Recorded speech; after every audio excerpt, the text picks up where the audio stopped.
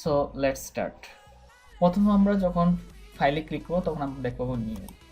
অর্থাৎ আপনি যদি কোনো ডিজাইন করতে চান এবং এই ডিজাইনটা কী ধরনের ডাইমেনশন হবে সেটা আপনি এখান থেকে সিলেক্ট করে দিতে পারেন। এখানে যে উইন্ডোজটা দেখতে পাচ্ছি সেখানে আপনাদের প্রথম আছে নেম, অর্থাৎ এই প্রজেক্টটার নেম আপনি কী দিতে যাচ্ছেন, অর্থাৎ আপনি ডিজাইনটা করতে যাচ্ছেন তার নামটা কি হবে। তো আমি এখানে জাস্ট স্যাম্পল লিখলাম। তারপর এখানে দেখাচ্ছে প্রিসেট। এখানে এই প্রিসেটে ক্লিক করলে দেখবেন অনেকগুলো পেপারের ডাইমেনশন দেওয়া আছে, আপনি এখান থেকে যে কোনো একটা সিলেক্ট করতে পারেন। অথবা আপনি যদি চান না আপনার ডিজাইনটা আপনার মতো করে সেট করতে চান, তো সেক্ষেত্রে অবশ্যই আপনাকে কাস্টমে ক্লিক করতে হবে। কাস্টমে ক্লিক করে এখানে ওয়াইড এবং হাইট আপনি ইচ্ছা মতো চেঞ্জ করতে পারেন, এবং আমরা পিক্সেলে করব। পিক্সেল বা সেন্টিমিটার নিলে কি হয় সেগুলো আগের টিউটোরিয়ালে অবশ্যই ডিটেলসে বর্ণনা করা হয়েছে। এখন পিক্সেলে আমরা ওয়াইডটা 1280 এবং হাইটটা আমরা 720 সিলেক্ট করে দিলাম। এখানে ইচ্ছা করলে আপনি রেজুলেশনটাও আপনি চেঞ্জ করে দিতে পারেন, পিক্সেল পার ইঞ্চিতে হচ্ছে। তারপর কালারটা এখানে RGB কালার আমরা সিলেক্ট করে দিলাম। এখন আসেন ব্যাকগ্রাউন্ড কন্টেন্ট। আপনার ব্যাকগ্রাউন্ডটা কী ধরনের চাচ্ছেন। আপনি এখানে যদি ব্যাকগ্রাউন্ডটা শুধু চাচ্ছেন যে হোয়াইট থাকবে, আপনি হোয়াইট সিলেক্ট করে দিতে পারেন। কিন্তু আপনি যদি চান যে না আমার ব্যাকগ্রাউন্ডটা কালারফুল হবে, তো সেক্ষেত্রে আপনি এখানে কালার সিলেক্ট করে দিতে পারেন। তাছাড়া আপনি যদি বলেন না আমার ব্যাকগ্রাউন্ডটা ট্রান্সপারেন্ট হবে, অর্থাৎ ব্যাকগ্রাউন্ডে কিছুই থাকবে না, ব্ল্যাঙ্ক থাকবে, পরবর্তীতে আপনি নিজের মতো করে ব্যাকগ্রাউন্ড সেট করবেন, সেক্ষেত্রে আপনি ট্রান্সপারেন্টটা সিলেক্ট করে দেবেন। তো আজ আমরা শুধু হোয়াইট ব্যাকগ্রাউন্ড সিলেক্ট করে দিলাম, দেন ওকে বাটনে আমরা ক্লিক করব। ক্লিক করার পরে আমরা এই ওয়ার্ক প্লেসটা পেয়ে গেলাম। অর্থাৎ আপনি এই ওয়ার্ক প্লেসে আপনি বিভিন্ন রকম ডিজাইন তৈরি করতে পারেন। তারপরে ফাইলেতে যে আর্ট আছে ওপেন।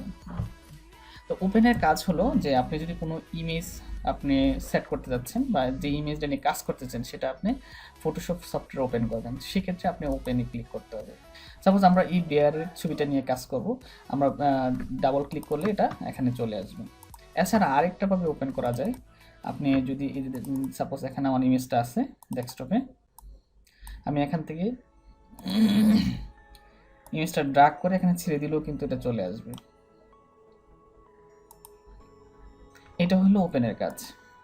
দেন ব্রাউজ হলো আপনি রিসেন্ট যে কাজগুলো করেছেন বা অর্থাৎ এই রিসেন্ট কাজগুলো এখানে আপনার থাকবে, এই ব্রাউজের মধ্যে আপনি নিয়ে আসতে পারবেন। ওপেনেস বা রিসেন্ট ওপেন এগুলো দিয়ে সাধারণত আপনি রিসেন্ট যে কাজগুলো করেছেন সেগুলো আপনি নিয়ে আসতে পারবেন। দেন ক্লোজ হলো আপনি যখন একদম সম্পূর্ণ কাজটা আপনি বাদ দিতে যাচ্ছেন, ঠিক আছে, বাট উইন্ডোজটা ক্লোজ হবে না, কিন্তু যে ওয়ার্কগুলো আছে এখানে সেগুলো আপনি ক্লোজ করতে যাচ্ছেন, সেগুলো ক্লোজে ক্লিক করলে সব চলে যাবে। তারপর এখন আমরা দেখাবো সেভ অপশনটা। এখন সাপোজ আমরা বেয়ারের ছবিতে কিছু কাজ করলাম, জাস্ট আমি আপনাদের স্যাম্পল হিসেবে দেখাচ্ছি, নাথিং এলস। ফাইলে যাবেন, ফাইলে গিয়ে দেখেন সেভ অপশনটা আছে, সেভ অপশনে ক্লিক করলে অর্থাৎ আপনি যেই জায়গায় ফটো নিয়েছেন সেই জায়গায় আবার সেভ হবে। কিন্তু আমি যাচ্ছি না, অন্য জায়গায় আমি সেভ করতে যাচ্ছি, সেক্ষেত্রে সেভ এজে ক্লিক করবো। সেভ এজে ক্লিক করে এখান থেকে আমরা ডেস্কটপে এটা সেভ করতেছি। এখানে ফরম্যাটটা চেঞ্জ করে দিতে হবে। সাধারণত আমরা পিএনজি এবং জেপিইজি ফাইলে সেভ করি, এটা ইমেজের জন্য, আদারওয়াইজ আপনার এটাকে ইমেজ থাকবে না। আমরা এই ফরম্যাটটা চুজ করে দেবো, বা আমরা জেপিজি ফরম্যাটটা চুজ করে দেন সেভে ক্লিক করবো, দেন ওকে। কিন্তু মাঝে মাঝে দেখা যাচ্ছে যে আপনার কাজটা এখন কমপ্লিট হয়নি, এটা এডিটিংয়ের আরও বাকি আছে। তো সেক্ষেত্রে আপনাকে কি করতে হবে সেটা আমি আপনাদেরকে দেখাচ্ছি। তখন আবার সেভে ক্লিক করবেন, কিন্তু ফরম্যাটটা আপনার থাকবে ফটোশপ পিএসডি ফর্মে থাকবে। থাকার পরে আমি নামটা চেঞ্জ করে দিচ্ছি, দেন আপনি ওকে ক্লিক করুন। আমরা ডেস্কটপে এটা সেভ করতেছি, ওকে ক্লিক করুন। করার পরে আপনার কাজ কমপ্লিট, বা আপনি আবার নতুন করে এটা কি করবেন, এডিট করবেন। তো সেক্ষেত্রে দেখেন আমার ডেস্কটপে স্যাম্পল নামে একটা ফোল্ডার আছে, এটাতে ডাবল ক্লিক করলে আবার আপনার যে কাজটা যে জায়গায় ছিলেন ঠিক সেই জায়গায় আপনি ওপেন হয়ে যাবে। এগুলো হলো আপনার ফাইল মেনুর কাজ, ইম্পর্টেন্ট যে কাজগুলো সেগুলো আমি আপনাদেরকে দেখাচ্ছি। এখন আমি আপনাদেরকে দেখাবো যে এডিট মেনুর কাজ, এটা খুব গুরুত্বপূর্ণ, এটা আশা করছি আপনারা খুব মনোযোগ সহকারে দেখবেন এবং আমি চেষ্টা করবো আপনাদেরকে খুব ভালো করে বুঝিয়ে দেওয়ার জন্য। তো এডিট মেনুতে প্রথম যে জিনিসটা আছে সেটা হলো আনড্র। অর্থাৎ আমরা একটা কাজ করে দেখাই আগে। সাপোজ এই ব্রাশের মাধ্যমে আমি বেয়ারের গালে এটা ড্র করে দিলাম। যদিও আমাদের এটা কাঙ্ক্ষিত না, আমরা চাই না যে বেয়ারের গালে এই ধরনের ঘাস থাকুক। তো সেটা আমরা আগের জায়গায় ফিরে যেতে গেলে, মানে ভুলটা সংশোধন করতে হলে আমরা এডিট মেনুতে গিয়ে আনড্র ব্রাশ টুল এখানে ক্লিক করলে এটা পূর্বাবস্থায় ফিরে যাবে। অথবা আপনি কিবোর্ড থেকে শর্টকাট কমান্ড হলো Ctrl-Z দিলে এটা আগের অবস্থায় ফিরে যাবে। কিন্তু এখানে শুধুমাত্র একবার আপনি পিছনে যেতে পারবেন, বা একের অধিক যেতে পারবেন না। আর একের অধিক যেতে চাইলে আপনাকে আরেকটা অপশান ইউজ করতে হবে। তাহলে আমরা একটু ড্র করে দিই।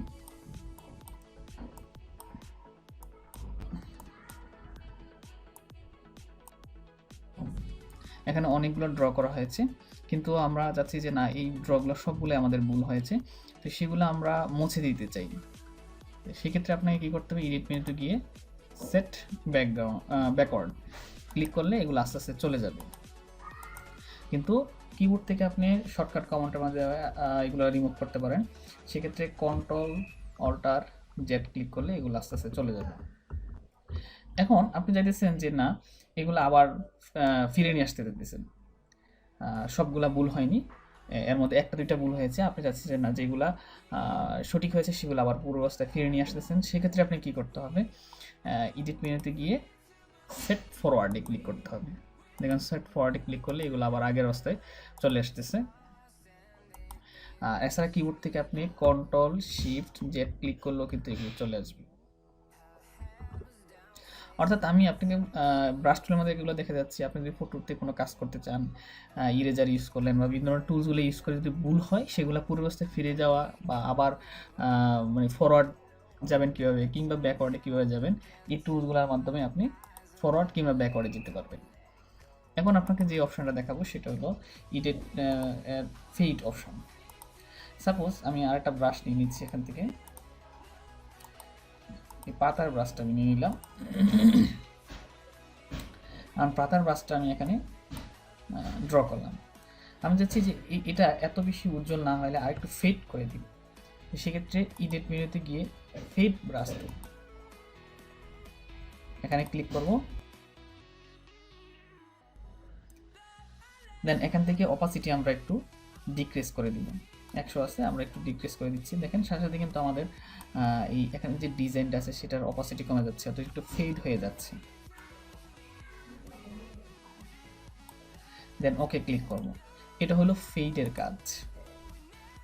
এখন আপনাদেরকে দেখাবো কাট এবং পেস্টের কাজ। আমি এই জন্য আরেকটা ইমেজ নিয়ে আসতেছি আমার প্লেস নিতে। সাপোজ আমরা এই ভদ্রলোকের ইমেজটা নিয়ে আসলাম। তো ইমেজটাকে প্রথমে আমাকে মার্ক করে নিতে হবে। এখানে মার্ক করার জন্য অনেক ধরনের টুল আছে, আপনার পেন টুল আছে, পলিগোনাল ল্যাসো টুল আছে, ম্যাগনেটিক ল্যাসো টুল আছে। আমি ম্যাগনেটিক ল্যাসো টুলটা ইউজ করছি। এই টুলসের মাধ্যমে আমি ছবিটাকে মার্ক করব। অর্থাৎ আপনি যে অংশটাকে কাট অথবা কপি করতে চান সেই অংশটাকে আমি মার্ক করতে পারেন। আমি খুব দ্রুত করছি, আপনারা খুব আস্তে আস্তে করবেন, নিখুঁতভাবে। আপনাদেরকে দেখানোর জন্য আমি খুব দ্রুত করছি। দেন ছবিটা আমাদের সিলেক্ট হয়ে গেল। সিলেক্ট করব না, আমরা যদি কাট করতে চাই এই অংশটা, আমি কাটে ক্লিক করব। যদি আমি এই ছবিটাকে কপি করতে চাই, জাস্ট কপিতে ক্লিক করব, অথবা কপি অথবা কপি মার্জড ক্লিক করব, অথবা কিবোর্ড থেকে আপনি Ctrl-C চেপেও আপনি কপি করতে পারেন। কপি করার পরে আমরা এটা আরেক জায়গায় পেস্ট করব। এডিট মেনুর আরেকটা কাজ হলো দেখেন পেস্ট, অর্থাৎ Ctrl-V। তো আমরা একটা ওয়ার্ক প্লেস আমাদের আছে, আমরা সেই ওয়ার্ক প্লেসের মধ্যে অথবা আমরা একটা নতুন ওয়ার্ক প্লেস নিয়ে নিব। আমরা এর আগে জানি কিভাবে ওয়ার্ক প্লেস নিতে হয়। এখানে আমরা এটাকে পেস্ট করে দিব। এডিট থেকে পেস্টে ক্লিক করব। দেখুন ভদ্রলোকের ছবিটা এখানে পেস্ট হয়ে গেছে। অথবা কিবোর্ড থেকে Ctrl-V চেপেও আপনি পেস্ট করতে পারেন।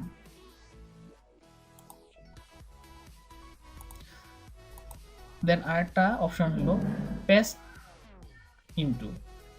দেন পেস্ট ইনটু এই অপশনটা আসলে সত্যি খুব দারুণ। আপনারা একটু ধৈর্য ধরুন। আমি একটা নতুন পিক নিয়ে আসতেছি এখানে। সাপোজ আমি এই পিকটা নিয়ে আসলাম। এখন আমি যাচ্ছি যে এই ছবিতে, এখানে যে ছবি আছে এই ছবির পরিবর্তে আমার নিজের একটা ছবি আমি এখানে সেট করতে যাচ্ছি, অথবা এই যে এখানে যে ভদ্রলোকটা ছবি আমরা কপি করেছি তার ছবি আমরা এখানে সেট করব। তো সেক্ষেত্রে আমাদের কি করতে হবে,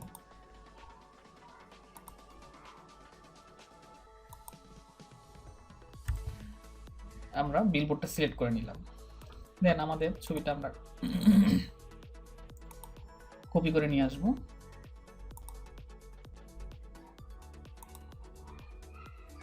সাপোজ আমরা এই ছবিটাকে আমরা বিলবোর্ডে সেট করব, সেই জন্য আমাকে এই ছবিটাকে সিলেক্ট করে নিতে হবে। সিলেক্ট করে কন্ট্রোল সি চেপে আমরা কপি করে নিলাম। কপি করে ঠিক আমরা এই বিলবোর্ডের মাঝখানে এই ছবিটাকে আমি অ্যাটাচ করব। তো সেক্ষেত্রে আপনাকে এডিটে গিয়ে পেস্ট ইনটুতে ক্লিক করুন। পেস্ট ইনটুতে ক্লিক করলে কিন্তু এটা বিলবোর্ডে অলরেডি চলে গেছে। আচ্ছা, এটা এখনও দেখা যাচ্ছে না, আমরা কন্ট্রোল টি চাপবো। কন্ট্রোল টি চাপার পর দেখুন এই অপশানগুলোকে ধরে এইভাবে চাপুন, ছোট করুন।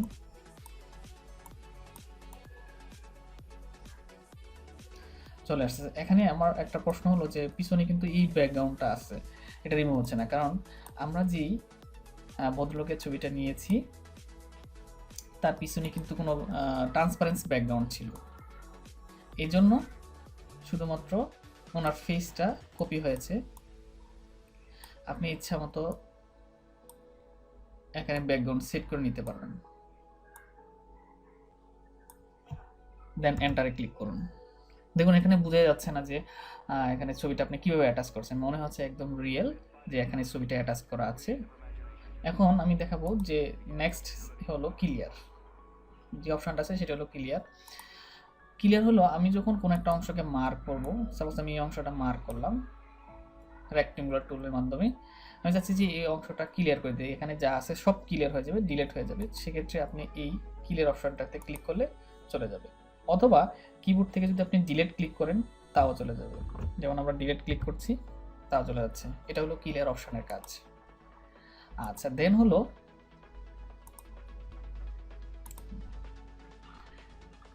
চেক স্পেলিং, অর্থাৎ আপনি যদি কোনো লেখা লিখেন তো সেক্ষেত্রে আপনার বানানটা কি সঠিক হয়েছে কিনা সেটা দেখার জন্য এই চেক স্পেলিং অপশনটা ইউজ করা হয়।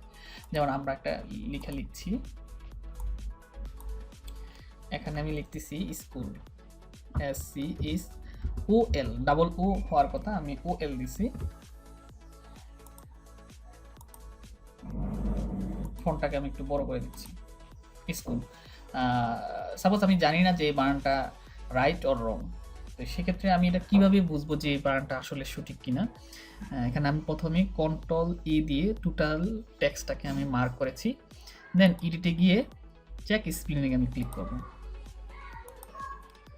দেখেন আমি যে লেখাটা লিখেছি নট ইন ডিকশনারি, তাহলে বলছে যে এখানে আসলে প্রকৃত বানানটা কি হবে এখানে আপনাকে শো করে দিয়েছে।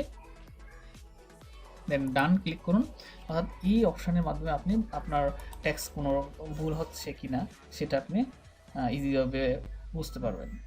দেন find and replace text. Find replace অর্থাৎ আপনি অনেক টেক্সট লিখছেন আপনার ফটোশপে, তো সেক্ষেত্রে আপনার একটা ওয়ার্ড চেঞ্জ করতে হবে, এখানে একটা খুঁজতে হবে। তো এই জন্য আপনি এখানে যে ওয়ার্ডটা আপনি চেঞ্জ করবেন সেই ওয়ার্ডটা লিখবেন এবং লিখে কি চেঞ্জ করতে চাচ্ছেন সেই ওয়ার্ডটা এখানে লিখবেন। দেন এটা হলো ফাইন্ড অ্যান্ড রিপ্লেস টেক্সটের কাজ। এডিট মধ্যে আমাদের নেক্সট যে অপশনটা আছে সেটা হলো ফিল। অর্থাৎ ফিল হলো আপনি কোনো একটা অংশকে সিলেক্ট করার পর ঠিক এই অংশটাকে আপনি টোটালটা ফিল আপ করে দিয়ে যাচ্ছেন। সেক্ষেত্রে যেমন আমি এই অংশটাকে সিলেক্ট করে এই কালারটা দিয়ে আমি টোটালটা ফিল আপ করে দিয়ে যাচ্ছি, সেই জন্য আপনাকে এডিট মেনুতে গিয়ে জাস্ট ফিলে ক্লিক করুন, দেন ওকে, দেন এটা ফিল আপ হয়ে ইচ্ছা করলে আপনি এখান থেকে যে ফরগ্রাউন্ড কালারটা আছে কালারটা আপনার চেঞ্জ করে আপনি যেই কালারটা এখানে দিতে চান সেই কালারটা এই জায়গা থেকে আপনি চেঞ্জ করতে পারেন। এটা হলো ফিলের কাজ। ফিলের পরে এডিট মেনুতে নেক্সট যে কাজটা সেটা হলো স্ট্রোক। স্ট্রোকের মাধ্যমে আপনি যাচ্ছেন যে আপনার যে সিলেক্ট ভিডিও আছে এর মাঝখানে চারদিকে একটা বর্ডার দিতে যাচ্ছেন, সেই জন্য আপনাকে স্ট্রোক অপশনটাকে ক্লিক করতে হবে। ক্লিক করার পর আপনি বর্ডারটা কী ধরনের কালার দিতে যাচ্ছেন, আমরা সাপোজ কালার সাথে ব্ল্যাক কালারটা সিলেক্ট করে দিলাম এবং এটা ওয়াইটটা কত হবে আমরা 10 করে দিলাম, দিয়ে এটা সেন্টারে করে দিয়ে ওকে ক্লিক করলাম। এরপর দেখুন আমরা যে অংশটা সিলেক্ট করেছি তার চারপাশে একটা বর্ডার ক্রিয়েট হয়েছে। এটা হলো আপনার স্ট্রোকের কাজ। দেন আরেকটি অপশন কাজ হলো নেক্সট যে কাজটা সেটা হলো ফ্রি ট্রান্সফর্ম। এটার জন্য আপনাকে কি করতে হবে,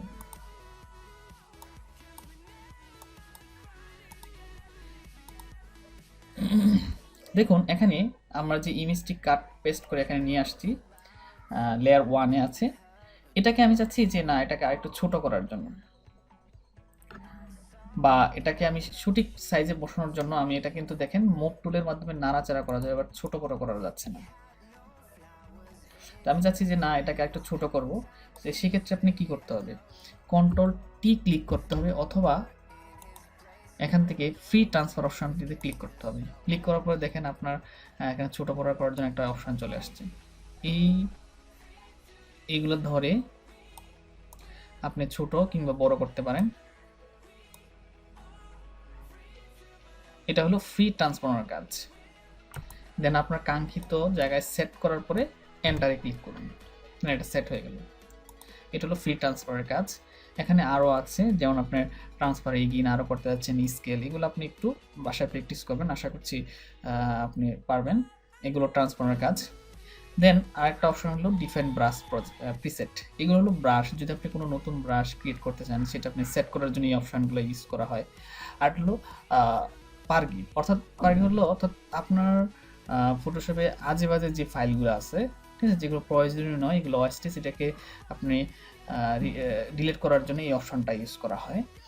যদিও আমি সবগুলো মানে হিস্ট্রিগুলো সব ডিলিট করে দিয়েছি।